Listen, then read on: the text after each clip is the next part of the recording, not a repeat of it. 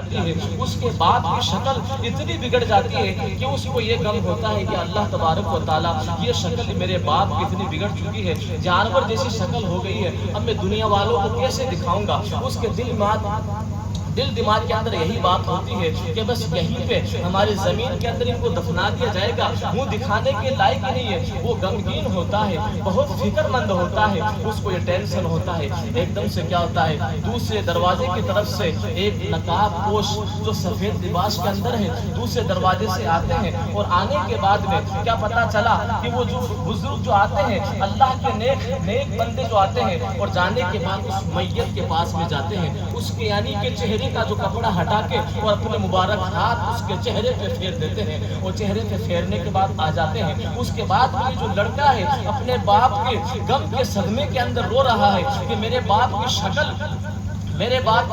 جانور جیسی ہو گئی ہے، میں کیسے دوسروں کو منہ دکھاؤں گا؟ تو پتا چلا کہ آپ کون ہیں، آپ کہاں سے آئے ہیں؟ تو یہ جانتے ہوتے ہیں، جانے کے بعد میں کہا کہ ٹینشن کیوں ہے، فکر کیوں کر رہے ہو؟ کہا کہ ایسا ایسا ہوا ہے، میرے والد کا انتقال ہو گیا ہے، اور انتقال کے بعد ان کا چہرہ بگڑ گیا ہے۔ پتا چلا، کہا کہ تیرے باپ کا چہرہ دیکھ، تیرے باپ کا چہرہ تو چودھویں کے چاند کی طرح چمک رہا ہے۔ وہ جب اپنے باپ کے چہرے کو، اپنے باپ کے منہ کو جب دیکھتا ہے تو حقیقت کے اندر اس کے باپ کا جو چہرہ بگڑا ہوا تھا، حقیقت کے اندر وہ چودھویں کے چاند کی طرح چمک رہا ہے۔ یہ واقعہ کہاں ہے؟ مکہ المکرمہ کا ہے۔ وہ تو پتا چلا کہ آپ کون ہیں؟ وہ جاتے جاتے رستے کے اندر پوچھتے ہیں کون ہے؟ کہا انا محمد صلی اللہ علیہ وسلم۔ کہا کہ انا محمد، 700 سال ہو چکے ہیں میرے نبی کو پردہ کرے ہوئے، جس کو آج ہم مانتے ہیں شہید کے بارے میں۔ قرآن کہتا ہے تم مردہ نہیں کہہ سکتے، ارے بے عقل بے شعور، عقل کے اندھے کہیں کے، اور میرے نبی کو یہ کہتے ہیں کہ نبی تو مر کے مٹی میں مل گئے۔ ارے میں کہتا ہوں محمد الرسول اللہ، پارہ نمبر 26 اور سورہ محمد ہے، محمد رسول اللہ، محمد اللہ کے رسول تھے نہیں، محمد اللہ کے رسول ہیں۔ اس بات کی شاہد ہے جب جب اذان ہوگی، اذان کے اندر میرے نبی کا نام ہوگا، جب جب تم کلمہ پڑھو گے اللہ کے بعد میں میرے نبی کا تمہیں نام لینا پڑے گا، اور تم کہو گے لا الہ الا اللہ، لا الہ الا اللہ کہتے کہتے اگر تم قبر کے اندر پہنچ جاؤ گے، تمہارا کلمہ پورا ہوگا یا نہیں؟ تمہارا کلمہ ادھورا رہے گا۔ جب تک تم محمد الرسول اللہ نہ کہہ لو گے تمہارا کلمہ پورا نہیں ہوگا۔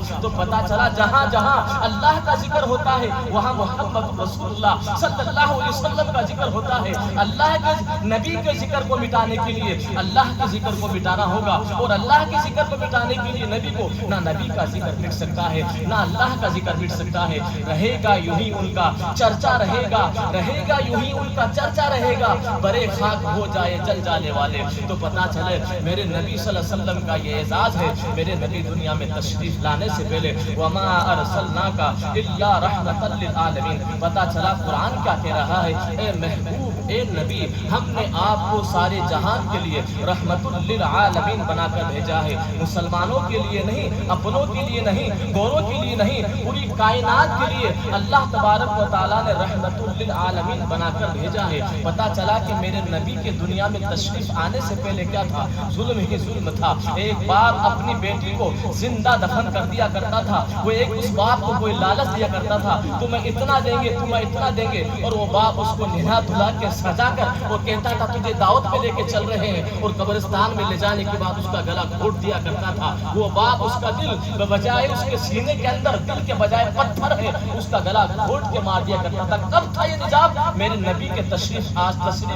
سے پہلے، نبی کو دنیا میں تشریف آنے سے پہلے جانور پہ ظلم ہو رہا تھا، انسانوں پہ ظلم ہو رہا تھا، بیوہ عورتیں ہیں ان کے ساتھ ظلم ہو رہا تھا۔ تشریف لائے جب حضور کفر روانہ ہو گیا، اور میرے نبی کے نور سے روشن زمانہ ہو گیا۔ جہاں تاریخ تھا ظلمت قدا تھا، جہاں تاریخ تھا ظلمت قدا تھا، سخت کالا تھا، کوئی پردے سے کیا نکلا کہ گھر گھر میں اجالا تھا۔ میرے نبی صلی اللہ علیہ وسلم دنیا میں تشریف لائے، پوری کائنات کے اندر روشنی ہی روشنی ہو جاتی ہے۔ تو پتا چلا یہ آتے ہیں، اور آنے کے بعد میں کہتے کون ہے؟ کہا محمد رسول اللہ، میں اللہ کا محبوب ہوں۔ تو پتا چلا کہ جس طریقے سے ایک فرشتہ اللہ کے نبی صلی اللہ علیہ وسلم کے پاس میں آیا اور کہا کہ اللہ کے نبی آج تو گجب ہو گیا ہے، ایک آپ کا امتی آپ پہ درود پاک پڑھتا ہے، آپ پہ درود پاک پڑھتا تھا اور اس کا انتقال کے بعد میں چہرہ بگڑ جاتا ہے، چہرہ جانور جیسا ہو جاتا ہے، دنیا والے کیا کہیں گے؟ نبی کا امتی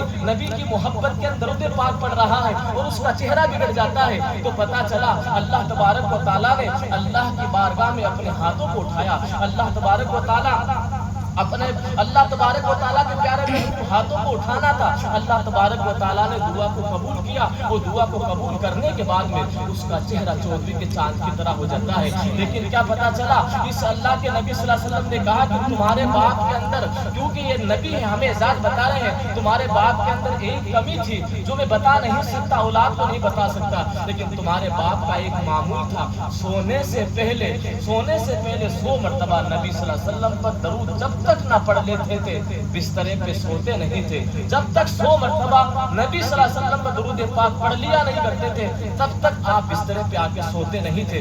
اسی وجہ سے اللہ تبارک و تعالیٰ نے درود پاک کی برکت سے جو چہرہ بگڑ جاتا ہے، جو دکھانے کے لائق نہیں ہے، ایک بیٹے کے دل میں اتنا ٹینشن ہوتا ہے، میں کسی کو محلے والے کو پڑوسی کو دکھا نہیں سکتا ہوں، لیکن یہ اللہ کے محبوب صلی اللہ علیہ وسلم کا یہ اعزاز ہے، ہم کوئی بھی عبادت کرے، روزہ رکھے، نماز رکھے، یہ اللہ کی عطا ہے، وہ کب قبول کرے کب نہ کرے وہ نہ کرے اس کی عطا ہے، لیکن درود پاک کا ایک ایسا تحفہ ہے جو اللہ تبارک و تعالیٰ خود اپنے نبی پر درود پاک کا تحفہ بھیجتا ہے اور اپنے فرشتوں سے کہتا ہے اور ایمان والوں سے کہتا ہے، اے فرشتوں بے شک میں اپنے نبی پر درود پاک بھیجتا ہوں، اے فرشتوں تم بھی بھیجو۔ تو پتا چلا کہ اللہ تبارک و تعالیٰ ہر عبادت سے پاک ہے، نہ وہ نماز پڑھتا ہے، نہ وہ روزہ رکھتا ہے، کوئی بھی عبادت نہیں کرتا ہے، لیکن درود پاک کا تحفہ اللہ تبارک و تعالیٰ خود بھیجتا ہے۔ مدینہ شریف کے اندر آپ دیکھیے صبح کو 70,000 فرشتے میرے نبی صلی اللہ علیہ وسلم کے روزے مبارک کے اوپر درود السلام کا تحفہ پڑھنے آتے ہیں، شام کو 70,000 فرشتے میرے نبی صلی اللہ علیہ وسلم کے روزے مبارک قبر انور کے اوپر درود السلام کا تحفہ پڑھنے آتے ہیں۔ اور حدیث میں کیا لکھا ہوا ہے، جو فرشتے صبح کو 70,000 فرشتے، شام کو 70,000 فرشتے آ گئے تا قیامت تک ان کو دوبارہ وقت ہی نہیں ملے گا۔ مدینہ شریف کے اندر میرے نبی کے روزے کے اوپر پتا چلا کہ اللہ نے فرشتے اتنے پیدا فرمائے ہیں، اتنے پیدا فرمائے ہیں، ان گنت بے شمار ہے۔ یہ انسان کا اعزاز ہے، یہ انسان کا نصیبہ ہے، اس کے پاس پیسوں کی استطاعت ہے، جب جائے حرم کعبہ اللہ کے گھر کا دیدار کرے، جب جائے نبی صلی اللہ علیہ وسلم کے روزے انور کی زیارت کرے، یہ انسان کا مقدر ہے۔ تو پتا چلا کہ محبت کے اندر سب کچھ پتا چلتا ہے۔ وَنُنَزِّلُ مِنَ الْقُرْآنِ مَا هُوَ شِفَاءٌ، یعنی مومن مسلمان کے لیے قرآن شفا بھی ہے اور رحمت بھی ہے۔ آج پتا چلتا ہے کہ جس طریقے سے ظالموں کے لیے قرآن خسارہ ہے، میں نہیں کہتا قرآن خود پڑھو اور اس کا ترجمہ دیکھو، وَنُنَزِّلُ مِنَ الْقُرْآنِ مَا هُوَ شِفَاءٌ، مومن مسلمان کے لیے قرآن شفا بھی ہے، رحمت بھی ہے۔ وَلَا يَزِيدُ الظَّالِمِينَ إِلَّا خَسَارًا، ظالموں کے لیے قرآن خسارہ۔ آج کہتے ہیں نا، ہم جس طریقے سے کھانا ہم سامنے رکھ لیتے ہیں اور ہر انسان کو پتا ہے، ہر مرد عورت کو پتا ہے، جاہل سے جاہل کو پتا ہے کہ کھانا کھانے سے پہلے ہم بسم اللہ الرحمن الرحیم پڑھتے ہیں۔ کیوں پڑھتے ہیں؟ شفا کے لیے۔ کیوں پڑھتے ہیں؟ برکت کے لیے۔ اور حدیث پاک میں تو صاف صاف لکھا ہوا ہے بخاری شریف کے اندر، جس کھانے کے اندر بسم اللہ نہیں پڑھی جاتی اس کھانے کے اندر شیطان ہمارے ساتھ میں شریک ہو جاتا ہے، اور جس کھانے کے اندر ہم بسم اللہ پڑھ لیتے ہیں، میں اپنی طرف سے نہیں کہتا، جس کھانے کے اندر بسم اللہ شریف پڑھ لیتے ہیں اس کھانے کے اندر شیطان کبھی شریک نہیں ہو سکتا۔ تو ہم بسم اللہ کی بات ہے، ہم تو سورہ فاتحہ بھی پڑھتے ہیں، یہاں تک کہ چاروں کل بھی پڑھتے ہیں، اور چاروں کل پڑھنے کے بعد میں جس طریقے سے تو عقل کے اندر جن کو یعنی کھانے سے تکلیف نہیں ہے، سامنے کھانے کی پلیٹ رکھی ہے اور آ گیا جس کا عقل دماغ اونچے چلتا آسمان کے اندر، کہا کہ سامنے کھانا رکھا ہے، کیا پڑھ رہا ہے؟ اپنی طرف سے منتر جنتر پڑھ رہا ہے، اللہ کا کلام پڑھ رہا ہے۔ اور اللہ کے نبی صلی اللہ علیہ وسلم کی بھی حدیث ہے، حضرت انس بن مالک رضی اللہ عنہ کی والدہ ماجدہ اللہ کے نبی کے پاس میں کچھ ملیدہ بنا کے اور بھیجتی ہے، اور حضرت انس بن مالک لے کے جاتے ہیں، ان میں سلمہ ان کی ماں کا نام ہے۔ اللہ کے نبی صلی اللہ علیہ وسلم اس کو ڈائریکٹ کھاتے نہیں ہے، یہ بخاری شریف کی حدیث ہے، ڈائریکٹ اس کو کھاتے نہیں ہے، اور پہلے کچھ قرآن پاک کی تلاوت کرتے ہیں، چاہے آپ شروع سے قرآن پاک پڑھیں، چاہے بیچ میں سے پڑھیں، چاہے آخر میں سے پڑھیں، کہیں سے آپ کی مرضی ہے آپ قرآن پڑھتے ہیں۔ قرآن پڑھنے کے بعد اپنے ہاتھوں کو اٹھاتے ہیں، یعنی قرآن پڑھنا ثبوت ہے، ہاتھوں کو اٹھانا ثبوت ہے۔ اور اس کے بعد میں 300 صحابہ ہوتے ہیں جو بھوکے ہوتے ہیں، 10 کو بلایا جاتا ہے، 10 کھا کے چلے جاتے ہیں، پھر 10 آتے ہیں، پھر 10 کھا کے چلے جاتے ہیں۔ پتہ چلا حدیث میں لکھا ہوا ہے، کھول کے پڑھ سکتے ہیں اس حدیث کو، یعنی جب دیکھتے ہیں تو وہ کھانا جتنا تھا اتنا کا اتنا واپس بچا ہوا ہے۔ یہ اللہ کے نبی صلی اللہ علیہ وسلم کے مبارک ہاتھوں کی برکت ہے۔ اور اس کے بعد میں اللہ کے نبی صلی اللہ علیہ وسلم حضرت انس سے کہتے ہیں، جاؤ یہ کھانا ہے اپنے والدہ ماجدہ کو لے کے چلے جاؤ، ہم اپنی طرف سے کچھ نہیں کرتے۔ جس کو محبت ہوگی اپنے والدین سے، وہ جب اس کو موقع ملے گا اپنے والدین کے لیے قرآن پاک کی تلاوت بھی کرے گا، اپنے والدین کے لیے یعنی خیرات بھی کرے گا، اپنے والدین کے لیے صدقات بھی کرے گا۔ تو یہ اللہ کے نبی نے ہمیں یہ سبق سکھایا ہے۔ آج ہم اپنے مرحومین مرحومات کے لیے ایصال ثواب کریں گے، کل انشاءاللہ ہماری اولاد ہمارے لیے کرے گی۔ آج ہم یہ کہہ دیں گے سب کچھ ختم ہو گیا، سب کچھ ختم نہیں ہوا، انسان کی 4 زندگی ہے۔ پتہ چلے انسان کی کتنی زندگی ہے؟ 4 زندگی ہے۔ سب سے پہلی زندگی عالم ارواح، عالم ارواح کی دنیا کے اندر ہم تھے، ہماری روحوں کی دنیا تھی، ہم نبیوں کی روحوں سے ملتے تھے، ولیوں کی روحوں سے ملتے تھے، ہمیں کوئی فکر نہیں تھی۔ اس کے بعد میں ماں کے پیٹ کے ذریعے، ماں کے پیٹ کے وسیلے سے ہم دنیا میں آئے، اس کو بولتے ہیں عالم شہادت۔ اور جو عالم ارواح آسمان کی دنیا اس کو بولتے ہیں روح کی دنیا، جو ہماری روح جسم سے تن سے جدا ہو جاتی ہے، اور اس دنیا کے اندر ہمیں اس کو بولتے ہیں عالم شہادت۔ تیسری دنیا ہے عالم برزخ، انسان جب چلا جاتا ہے دنیا سے، انتقال کر جاتا ہے، رخصت ہو جاتا ہے، اس کے بعد ہمیں عالم برزخ یعنی پردے کی زندگی۔ ہم جب اپنے مرحومین مرحومہ چاہے مرد ہو چاہے عورت ہو، اس کو قبر کھودنے کے بعد میں 3 تختے لگا لیتے ہیں، اور یہ پردے کی زندگی ہے۔ عالم برزخ قبر کی زندگی، برزخ بولتے قبر کو، یہ پردے کی زندگی ہے۔ اگر پردے کی زندگی نہ ہوتی اور سب کچھ ختم ہو جاتا تو ہم ایسے ہی اپنے مرحومین مرحومہ کو پٹک کے آ جاتے، کچھ نہیں یہاں سے ختم ہے۔ لیکن پتہ چلا کہ یہاں سے بھی ایک زندگی شروع ہے، عالم برزخ سے، قبر سے بھی یہاں سے ایک زندگی شروع ہے۔ کیا پتہ چلا؟ جو ہم بیٹھے اس بات کا ثبوت ہے اپنے اپنے مرحومین کے لیے۔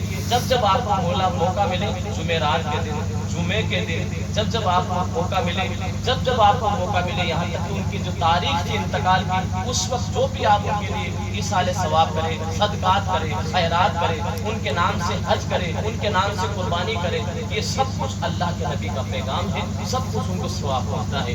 یہ تیسری زندگی ہے عالم برزخ یعنی قبر کی زندگی۔ جب انسان اٹھے گا، ہم سے پہلے جو جا چکے ہیں، ہم سب ایک دنیا یہ فنا ہو جائے گی، باقی رہے گی اللہ تبارک و تعالیٰ کی ذات۔ جب اللہ تبارک و تعالیٰ اٹھائے گا تو انسان کے سامنے نیکیوں کا پہاڑ ہوگا، اور وہ رشک کرے گا، یا اللہ تبارک و تعالیٰ میں نے تو اتنی نیکیاں کری نہیں ہیں، میں نے تو اتنی نیکیاں اعمال کرے نہیں ہیں۔ پلٹ کے آواز آئے گی، تیرے چاہنے والے، تیرے دوست، تیری اولاد، تیری بہنیں تیرے لیے پڑھ پڑھ کے ایصال ثواب، کلمہ شریف، درود شریف، فاطمہ، تسبیح، جو بھی اللہ کا ذکر پڑھ پڑھ کے لیے تیرے لیے ایصال ثواب کرتی تھی۔ آج وہ نیکیوں کا جو پہاڑ ہے اسی کا کارنامہ ہے۔ تو پتہ چلا کہ ہم اپنوں کے لیے ایصال ثواب کرتے رہیں گے، اللہ تبارک و تعالیٰ اس کے نیک اعمال کی بدولت عذاب کو ہٹا دے گا اور نیکیوں کا ذخیرہ بنا دے گا۔ اسی طریقے سے اللہ کے نبی صلی اللہ علیہ وسلم 2 قبروں کے پاس سے گزرے۔ آج کہتے ہیں نبی کو پیٹ پیچھے کا علم نہیں ہے، 2 قبروں کے پاس سے گزرے تو دونوں قبر کے اوپر عذاب ہو رہا تھا۔ اللہ کے نبی کھچر پہ تھے، کھچر وہیں پہ رک جاتا ہے۔ اللہ کے نبی کو یہ بھی معلوم تھا ان قبروں کے اوپر عذاب کیوں ہو رہا ہے اور ان قبروں سے عذاب کیسے ہٹے گا، یہ بھی اللہ کے نبی کو معلوم تھا۔ کیا ہوا؟ کھجور کی ایک ٹہنی توڑتے ہیں اور دونوں کے 2 ٹکڑے کرنے کے بعد میں وہ تازہ ہوتی ہے، تو ایک ہی قبر پہ لگا دیتے ہیں کھجور کی ٹہنی کو اور دوسری کی قبر پہ لگا دیتے ہیں۔ اللہ کے نبی کہتے ہیں ہم جو قبروں پہ پھول ڈالتے ہیں نا، تازہ پھول ڈالتے ہیں، اسی بات کا یہ ثبوت ہے کہ جب قبر کے اوپر یعنی ہری گھاس ہوگی یا پودا ہوگا وہ جب تک اللہ کا ذکر، ہم انسان ہمیں ذکر نہیں کرتے، اللہ کا ذکر یہ پیڑ پتھر کنکر سب کرتے ہیں، جب تک وہ گھاس ہری رہے گی وہ اللہ کا ذکر کرے گی اور اس کے قبر کے عذاب کے اندر کمی ہوگی۔ آپ نے پتا چلا کہ اس کی قبر، دونوں کی قبر کی کس گناہ سے عذاب ہو رہا تھا؟ پتا چلا کہ پہلی قبر پہ اس لیے عذاب ہو رہا تھا کہ وہ پیشاب کے چھینٹے سے، ناپاکی سے بچتا نہیں تھا۔ دوسرے کی عذاب، دوسرے کی قبر کے اوپر عذاب کیوں ہو رہا تھا؟ کہ وہ ایک دوسرے کی غیبت، ایک دوسرے کی پیٹھ پیچھے غیبت کیا کرتا تھا۔ اس لیے آپ اللہ کے نبی کو کہتے ہیں کہ علم کا، آپ کو پیٹھ پیچھے کا علم تھا، اللہ کے نبی کو کہتے ہیں اس وقت جو اللہ کے نبی کے سامنے تھے اور کہہ رہے تھے یہ تو نبی ہے، گھر کی خبر نہیں ہے، اور بات کرتے ہیں لمبی لمبی، تو اللہ کے نبی کو جلال آ جاتا ہے اور اللہ کے نبی کے ہاتھ میں چھڑی ہوتی ہے اور اللہ کے نبی کہتے ہیں فلا کافر، چھڑی سے اشارہ کر کے فلا کافر یہاں مرے گا، فلا کافر یہاں مرے گا، ابو جہل یہاں مرے گا، ابو لہب یہاں مرے گا۔ جیسے جیسے اللہ کے نبی صلی اللہ علیہ وسلم نے چھڑیوں کا نشان کیا اسی جگہ پہ وہ کافر مرے۔ یہ میرے نبی کا ایمان ہے۔ تو پتا چلا کہ محبت نبی کے اندر، محبت رسول میں سب کچھ سمجھ آتا ہے اور عداوت کے اندر کچھ بھی نہیں سمجھ میں آتا ہے۔ تو پتا چلا کہ انتقال کے بعد میں، والدین کے انتقال کے بعد میں کچھ ایسے حقوق ہیں کہ انتقال کے بعد باقی رہ جاتے ہیں۔ سب سے پہلا حق ان کی جنازے کی نماز کے اندر شریک ہونا۔ اگر ہم اس قابل ہیں تو جنازہ خود پڑھائیں، کیونکہ وہ جو مسجد کی 5 وقت کی نماز ایسی ہے اس کے اندر ہم کسی کو بھی کھڑا کر سکتے ہیں، دوسرے مولانا کھڑا کر سکتے ہیں، لیکن جنازے کی نماز ایک ایسی نماز ہے، سب سے پہلا جو حق ہوتا ہے وہ بیٹے کا حق ہوتا ہے۔ اگر بیٹا پڑھا سکتا ہے اس کے بعد اس کا ماما ہے یا اس کا رشتہ دار ہے وہ اجازت دے تب ہی امام صاحب جنازے کی نماز پڑھا سکتے ہیں۔ کیوں؟ کہ جس کا باپ کا انتقال ہوتا ہے، جو بیٹے کے دل پر چوٹ لگتی ہے، بیٹے کے دل کو جو درد ہوتا ہے وہ کسی مولانا کے نہیں ہوتا، کسی مفتی کے نہیں ہوتا۔ اگر کسی کے ماں کا انتقال ہوا ہے تو بیٹے کے جو چوٹ لگی ہے وہ کسی امام کا نہیں۔ تو اس لیے اگر بیٹا اجازت دے دے تو سب سے پہلا حق یہ ہے جنازے کی نماز میں شریک ہو۔ دوسرا یہ ہے کہ 1 دن نہیں، 2 دن نہیں، 40 دن نہیں، اس کے لیے ہمیشہ، اگر ماں ہے تو ماں کے لیے ہمیشہ استغفار کرتے رہے اپنی ماں کے لیے، ان کی استغفر اللہ ربی من کل ذنب واتب، ان کے لیے ہمیشہ دعا کرتے رہے۔ تو کیا ہوگا؟ ان کی تو ہو جائے گی مغفرت اور ہمیں نیک کاروں کے اندر لکھا جائے گا۔ تیسری بات یہ ہے کہ انتقال کے بعد میں اگر ہماری والدہ کی سہیلیاں تھیں اور والد تھے، ان کے دوست تھے، تو ان سے وہی محبت رکھے جو وہ زندگی میں تھے، ان کی زندگی میں ان سے محبت رکھتے تھے، میل ملاپ ان کا احترام کرتے تھے، تو انتقال کے بعد میں ان کی سہیلیوں کا وہی احترام کریں۔ اگر والد ہیں تو والد کے دوستوں کا بھی وہی احترام کریں۔ چوتھا حق یہ ہے اگر کوئی نصیحت کر کے چلے گئے، باپ تھا یا ماں تھی، کوئی بھی وصیت کر کے چلے گئے، کسی کو کچھ دینا تھا یا کسی سے کچھ لینا تھا، کوئی وصیت کر کے چلے گئے تو وہ اولاد کو وصیت پوری کرنی ضروری ہے۔ چوتھی بات یہ ہے کہ جس طریقے سے اگر والدہ ہے، والدہ کی خالہ ہے تو خالہ سے وہی محبت رکھے جو ان کی زندگی میں رکھتے تھے، ماما ہے تو ان سے وہی محبت رکھے جو ان کی زندگی میں رکھے تھے، اور چاچا ہے تو ان کی زندگی محبت رکھتے تو ان کا احترام وہی رکھے جو ان کی زندگی ہمارے انتقال کے بعد میں حقوق ہے۔ تو پتا چلا کہ ایک صحابی رسول آئے اللہ کے نبی کے پاس میں، اور اللہ کے نبی کے پاس میں آنے کے بعد میں کہا کہ میرے والد جب زندہ تھے تو ان کی میں دیکھ بھال کیا کرتا تھا، ان کو دوائیاں دیا کرتا تھا، ان کا خدمت کیا کرتا تھا۔ اب ان کا انتقال ہو گیا ہے تو اب ان کے انتقال کے بعد میں اللہ کے نبی میں کیا کروں؟ کہا کچھ نماز پڑھتے ہو تو کچھ نمازیں ان کے لیے پڑھ لیا کرو، نفل نماز، اور پڑھ کے بخش دیا کرو، اور روزے رکھتے ہو تو کچھ روزے ان کی طرف سے رکھ لیا کرو اور ان کے لیے سال ثواب پہنچا دیا کرو۔ تو چاروں مذہب کے امام کا یہ بالکل مسلح ہے۔ چاروں امام ہیں، امام اعظم ابو حنیفہ، امام شافعی، امام مالک، امام حنبل۔ کہا کہ یہ واقعی بات ہے کہ ہماری مالی عبادت کا ثواب پہنچتا ہے یا بدنی عبادت کا ثواب ہوتا ہے۔ امام شافعی کہتے ہیں کہ صرف ہماری مالی عبادت کا ثواب پہنچتا ہے، کیسے کہ جیسے ہم نے حج کیا، عمرہ کیا یا قربانی کی، یہ حج ہوتا ہے، امام شافعی کہتے ہیں۔ لیکن امام اعظم ابو حنیفہ کہتے ہیں کہ ہماری مالی عبادت کا بھی ثواب ہوتا ہے اور ہماری بدنی عبادت کیا، جیسے ہم نے نماز پڑھی ہے، نفل نماز پڑھی حساب سے۔ اور ایک صحابی رسول آتے ہیں اور آنے کے بعد میں کہتے ہیں اللہ کے رسول صلی اللہ علیہ وسلم، میری والدہ ماجدہ بوڑھی تھی اور ان کے دل میں یہ تمنا تھی کہ میں حج کروں گا، لیکن ان کو موقع ملا نہیں اور ان کا انتقال ہو گیا۔ ایک عورت آتی ہے قبیلہ حنینہ کی، تو کیا اللہ کے نبی صلی اللہ علیہ وسلم میں ان کی طرف سے، میری ماں کا تو انتقال ہو گیا ہے، کیا میں ان کی طرف سے حج کر سکتی ہوں، ان کو ثواب پہنچے گا؟ اللہ کے نبی کہتے ہیں ان کی طرف سے آپ حج کر سکتی ہو، اور حج آپ کر رہی ہو اور ثواب آپ کو قبر کے اندر پہنچے گا۔ اسی طریقے سے دوسری ایک عورت آتی، وہ بھی اسی طریقے سے کہتی میرے والد بوڑھے تھے اور پیروں سے چل نہیں سکتے تھے، لیکن ان کے دل کے اندر یہ تمنا تھی کہ اللہ تبارک و تعالیٰ میں حج کروں گا، لیکن وہ نہ کر سکے۔ تو یہ شخص آتے ہیں اللہ کے نبی کے پاس میں، مرد کہتے ہیں کہ میں اپنے والد کا تو انتقال ہے، ان کی طرف سے کیا میں حج کر سکتا ہوں؟ اللہ کے نبی نے کہا کہ ان کی طرف سے حج کر سکتی ہو، ان کو ثواب پہنچے گا۔ تو بتایا چلا کہ ہم نیکوں کے اعمال کا ثواب اگر مردوں کو ہم اپنے پہنچائے تو اللہ کے نبی کا فرمان ہے ان کو ثواب پہنچتا ہے، اور ان کے گناہوں کے اندر تخفیف بھی ہوتی ہے، ان کے گناہوں کے اندر کمی بھی ہوتی ہے۔ اللہ کے نبی صلی اللہ علیہ وسلم کا ارشاد ہے جب ہم قبرستان کے پاس سے گزرے کریں تو جتنا ایک مرتبہ یا 3 مرتبہ یا 11 مرتبہ سورۃ اخلاص قل هو اللہ احد آپ اپنے مرحومین مرحومات کو پڑھ کے بخش دیا کرو۔ اب اس